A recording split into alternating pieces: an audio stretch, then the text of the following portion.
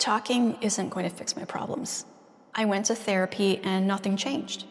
I have a chemical imbalance. Talking is a waste of time.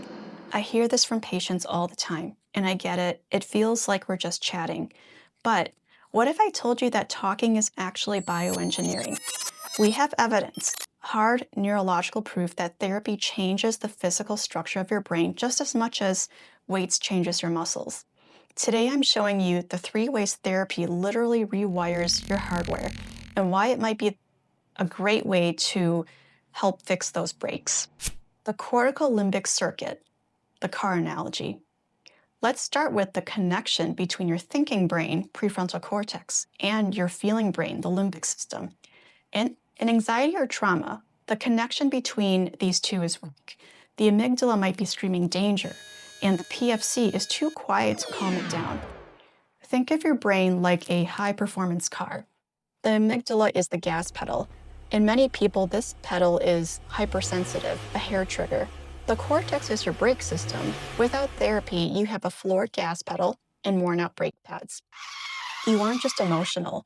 You have a mechanical difficulty or failure. fMRI studies show that modalities like CBT don't just teach you how to drive better, they help tighten those brakes. They physically lessen the hyperactivity in the amygdala. You aren't trying to be calmer. Your hardware is actually processing fear less intensely. But that's just connectivity. What happens when parts of your brain have actually shrunk? Now we move on to the structural volume, hardware. It is well documented in neuroscience that disorders like depression are associated with a loss of volume in the hippocampus, the center for memory and learning. The stress of depression literally depreciates that brain tissue. But here's the good news. Neurointervention, therapy, and sometimes medication can restore that volume. It's called neuroplasticity. You are regrowing the hardware. On the flip side, we can diminish or shrink the overplayed parts. Mindfulness-based stress reduction has been shown to decrease gray matter density in the amygdala in just 8 weeks. And for the prefrontal cortex, think of it like the CEO of your brain. Therapy increases synaptic density there. Just like doing squats tears muscle to build it back stronger, the effort of therapy, observing thoughts, reframing, builds mass in your executive center. Okay, this next one sounds like science fiction, but it is proven on EEGs. It's called Interbrain plasticity. So when 2 people engage in a deep therapeutic alliance, their neural activity literally synchronizes. They enter the same wavelength. People with depression or autism often struggle to synchronize with others.